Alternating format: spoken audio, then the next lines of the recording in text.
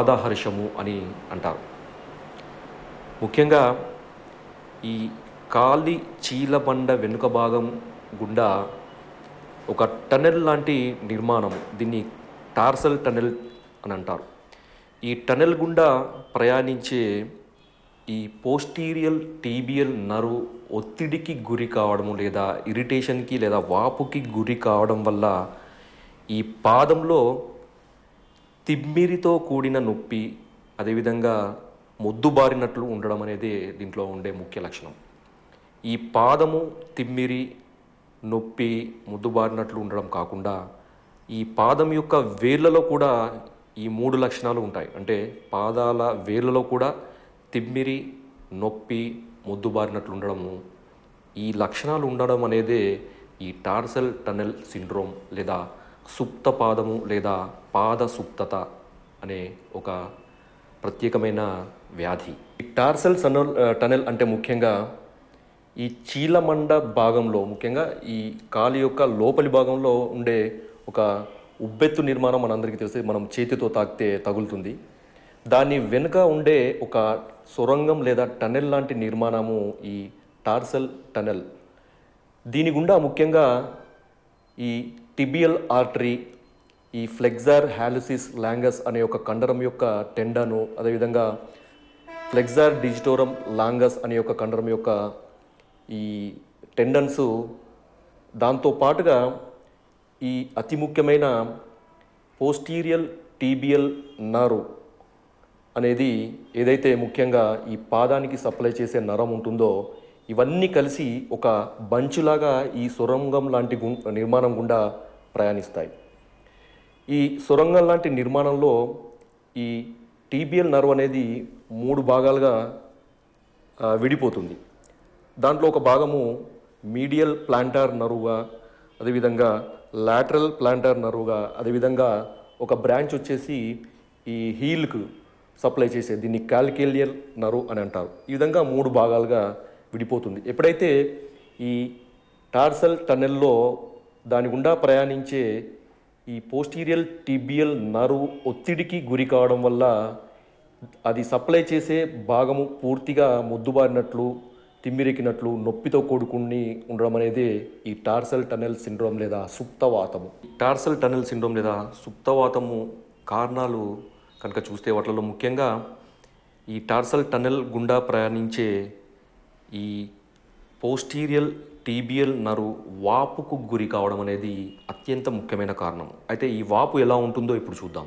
Tarsal tunnel ప్రాంతంలో వాపు రావడం వల్ల లేదా డైరెక్ట్గా ఈ పోస్టీరియల్ టీబియల్ నర్వ్, దాని పక్కన ఉండే ఇతర రకాల నిర్మాణాలు కూడా వాపుకు గురి కావడం వల్ల అక్కడ ఒక కంప్రెషన్, అంటే అక్కడ ఒత్తిడి ఏర్పడి తద్వారా ఆ నరము సప్లై చేసే భాగాలన్నీ కూడా మొద్దుబారినట్లు, తిమ్మిరితో కూడిన నొప్పి ఉంటుంది.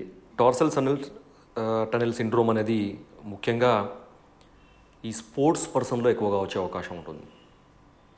ఎక్కువగా రన్నింగ్, జిమ్నాస్టిక్స్ ఇలాంటి స్పోర్ట్స్ ఆడేవారిలో ఎక్కువగా వచ్చే అవకాశం ఉంది. వీటితో పాటుగా ఎక్కువగా నిల్చుని పనిచేసే వృత్తులలో ఉండే వాళ్ళలో కూడా, అంటే కండక్టర్లు కానీ లేదా సేల్స్మెన్ కానీ ఇలాంటి వారిలో కూడా ఎక్కువసేపు నిల్చోవడం వల్ల ఆ ప్రాంతంలో ఒక రకమైన వాపు ఏర్పడి, ఆ వాపు వల్ల ఈ పోస్టీరియల్ టీబియల్ నర్వ్ ఒత్తుకుపోయి ఈ టార్సల్ టనెల్ సిండ్రోమ్ అనే సమస్య వచ్చే అవకాశం ఉంటుంది.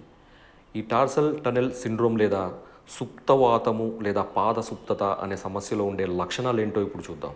ఈ టార్సల్ టనెల్ సిండ్రోమ్లో ముఖ్యంగా నొప్పి, అదేవిధంగా మొద్దుబారినట్లు ఉండడం అనేది ఈ విధంగా మనం చూస్తున్న ప్రాంతాల్లో ఎక్కువగా ఉంటుంది. ఈ అరికాలి భాగం మొత్తము, అదేవిధంగా ఈ మడమ కింది భాగము, అదేవిధంగా ఈ కాలికి చీలమండలో లోపలి భాగంలో ఉండే ఉబ్బెత్తు నిర్మాణం ప్రాంతంలో ఎక్కడైతే మనకి ఈ టార్సల్ టనెల్ అనేది ఉంటుందో ఆ ప్రాంతమంతా మొద్దుబారినట్లు, అదేవిధంగా ఇంతకుముందు ఎక్కడైతే మొద్దుబారినట్లు ఉంటుందో అదే ప్రాంతంలో నొప్పి కూడా ఉండడం అనేది దీంట్లో ఉండే అత్యంత ప్రధానమైన లక్షణాలు. వీటితో పాటుగా ఈ కాలి వేళ్ళలో బలము తగ్గడం అనేది కూడా, అంటే ఈ కాలి వేళ్ళను కిందికి వంచడానికి బలం లేకపోవడం అనేది కూడా దీంట్లో ఉండే అత్యంత ప్రధానమైన లక్షణం. దీన్ని వీకెండ్ టో ఫ్లెక్షన్ అని అంటారు. ఈ లక్షణాలతో పాటుగా ఈ పాదము మంటగా ఉండడము, ఈ మంట అనేది కూడా కొన్నిసార్లు మారుతుంటుంది. ఆ పాద భాగంలో కొన్నిసార్లు మంటగా ఉండడము, కొన్నిసార్లు చల్లబడినట్లు ఉండడం అనేది కూడా ఉంటుంది. ఆ పాదం భాగంలో సూదులతో పొడిచినట్లు ఉండడము, కొంతమందిలో వాహనాలు నడపడానికి ఇబ్బందిగా ఉండడం, అంటే గేర్లు వేయడానికి కానీ బ్రేకులు వేయడానికి కానీ ఇబ్బందిగా ఉండడం అనేది ఈ టార్సల్ టనెల్ సిండ్రోమ్లో ఉండే ముఖ్యమైన లక్షణాలుగా చెప్పుకోవచ్చు. ఈ టార్సల్ టనెల్ సిండ్రోమ్ తగ్గడానికి ఆయుర్వేద శాస్త్రోక్త యోగము, ఈ శాస్త్రోక్త యోగంగా మనం చెప్పుకోవాల్సింది ఈ రాస్నాది చూర్ణ యోగం.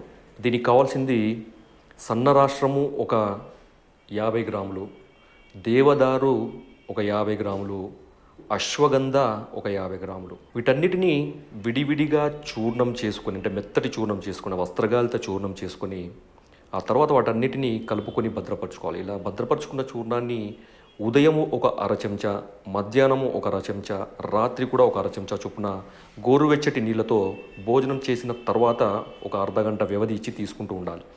ఈ విధంగా తీసుకోవడం వల్ల కొద్ది కాలానికి 3-4 వారాల్లో ఈ టార్సల్ టనెల్ సిండ్రోమ్ అనేది చాలా చక్కగా తగ్గిపోతుంది.